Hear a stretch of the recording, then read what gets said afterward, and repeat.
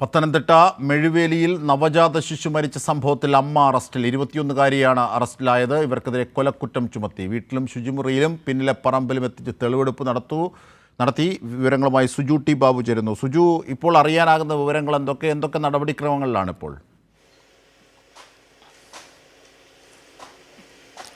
ജിംഷാദ്, ഇപ്പോൾ തെളിവെടുപ്പ് പൂർത്തിയാക്കിയിരിക്കുകയാണ്. എനിക്ക് പിന്നിൽ കാണുന്ന ഈ പോലീസ് സ്റ്റേഷനിലാണ് ഇപ്പോൾ പെൺകുട്ടി എത്തിച്ചിരിക്കുന്നത്. എലമന്തട്ട പോലീസാണ് കേസ് അന്വേഷിക്കുന്നത്. ഏതാനും ദിവസങ്ങൾക്ക് മുമ്പാണ് ശുചിമുറിയിൽ പ്രസവിച്ച ശേഷം കുട്ടിയെ 21-കാരി വലിച്ചെറിഞ്ഞ് കൊലപ്പെടുത്തുന്ന ഒരു സംഭവം ഉണ്ടാകുന്നത്. ഈ സംഭവത്തിൽ ആദ്യം ഈ കൊലപാതകം എന്ന കാര്യം അല്ലെങ്കിൽ പ്രസവിച്ച വിവരം മറച്ചു വെച്ചുകൊണ്ട് യുവതി ചികിത്സ തേടുകയായിരുന്നു.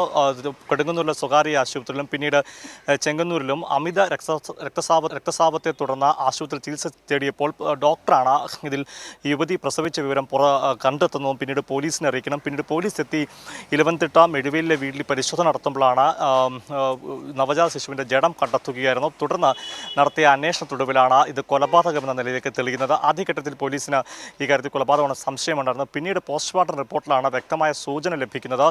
ഈ നവജാത ശിശുവിൻ്റെ തലയ്ക്ക് ക്ഷതമേറ്റതാണ് മരണകാരണമെന്നാണ് പോലീസ് പോസ്റ്റ്മോർട്ടം റിപ്പോർട്ട് സൂചിപ്പിക്കുന്നത്.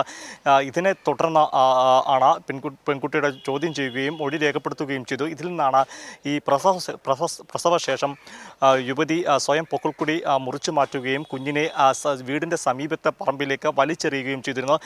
ഇങ്ങനെയാണ് കുട്ടിയുടെ കൊലപാതകം അല്ലെങ്കിൽ മരണകാരണം ഈ വലിച്ചെറിഞ്ഞതിനുണ്ടായതാണ് നിഗമനത്തിലെത്തുന്നു. അതുകൊണ്ടാണ് കൊലക്കുറ്റം ചുമത്തി പോലീസ് യുവതിയെ അറസ്റ്റ് ചെയ്യുകയും ഇപ്പോൾ മെഴുവേലിലെ വീട്ടിലെത്തി തെളിവെടുപ്പ് പൂർത്തിയാക്കിയതും.